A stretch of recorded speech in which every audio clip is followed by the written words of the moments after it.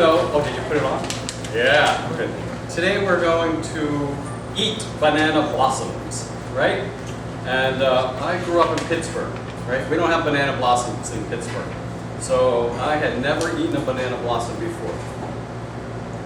A bunch of years ago I had banana trees in my yard, so I used to eat the bananas. And then I wonder, can you eat this? And in those days it was like go to the library and look it up and see that wasn't going to happen. But nowadays you just go on the internet and go on Google, you see whatever you want, you see on YouTube. So I wanted to experiment and find out what to do with this and then share it with you. Here's my couple lessons of the day. Here's the big lesson of the day.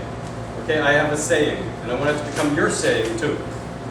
I say, what I know, or I know what I know.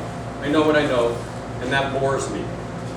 I know what I don't know, and that interests me. But it's what I don't know that excites me. Okay? Do you understand that? Right? If I already know something, why would I show you something I already know? You might not know it, but it doesn't excite me. There's something I don't know, I know that I don't know, that's interesting. Like I don't know how to speak Mandarin Chinese. I know that. So that thought just goes in my head a little bit. But when you have a brand new thought in your head that you never had before, that's when you don't know what you don't know. And when a brand spanking new thought goes through your brain you never had before, I want you to be able to stop it and say, that's exciting. Especially if it has to do with food, it has to do with eating, it has to do with culture. That's exciting. So for me, eating this thing is exciting because at one point that never went through my brain before. And it wasn't just like this morning, but it was a little while ago. That thought went through my brain and I said, that's exciting, I gotta do that sometime. This felt like the right time. I wanted to do some kind of presentation for you, and then I saw this guy growing outside, not this one. I saw one of these growing outside. I said, haha, in like 3 weeks or something, I'm going to learn all about this, I'm going to Google it, I'm going to practice, I'm going to do it, and then I'm going to go outside and cut that bad boy right off the tree in the garden. And this is the one I got to, it's a great day when I get to climb a banana tree in the morning. I got this banana one, it was just like this, right? And I just broke it a little while ago. It just came apart. I was trying to hang it off of the electric cable there. I thought you would like that if this thing was hanging there when you came in. And it didn't work so well, so it just broke. But up to a little while ago, it was like this. Okay, so the banana trees, you see the banana trees outside? They start off with your banana leaves coming out, then a little flower starts to come out between the leaves and gets bigger and bigger and bigger, and then when it gets heavy, it starts bending down like this. Every day or 2 days, one of these petals opens up. Right? Petal opens up, and these little blossoms are underneath it. Okay? Each one of these, take a look. Does it look kind of familiar? Each one of these is going to turn out and become a banana. And the deal is, it's kind of cool. That's cool. Why doesn't it go straight up in the air like that? Why don't the bananas go straight up in the air? Because they're heavy. It's heavy. And nothing scientific. They're very heavy, so it goes like this. And the bananas start growing like that. Because it's really heavy, right? So these little guys, every day or a couple of days, these come back and more of these come out. I'm going to pick one of these guys off for a second.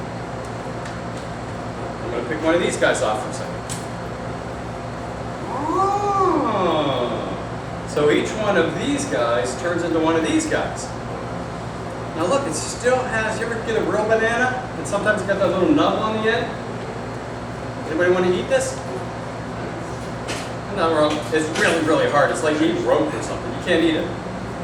So I'm going to take this apart and take the banana flower, and it's edible, except for 2 parts aren't edible. This one little guy here, that's the stamen. Check that out. That little part, it's like chewing plastic. You can swallow it, but you can't really eat it. Look at that. All of these still have that one little piece left on there. How cool is that? Did you know that before? Ta-da! Isn't that awesome? Now, I don't know, you're not going to make $1 million knowing that. But now your brain thought of something it never thought of before. I love that. So that's this little guy right there. There's another piece here. It's white, and it's like a little envelope. This is very fresh. There's ants on me. Very nice. And this becomes the skin. You don't usually eat the skin, right? You could probably chop it up and wolf it down, but you don't eat the skin. That becomes the skin too. So this is really hard too, like eating plastic. So what's left is this guy here, and you can eat this whole thing. So that's edible. Now, a few things. You could spend all day picking each one of these guys, picking out that steamin', picking out this little skin deal, and throwing it in here and saving it. You could do that. We're not going to pick all of those today, okay? But you could do that. I'm going to move this to the side a little bit. And we'll eat those when they ripen up a little bit. And we're going to move over to this big bowl here.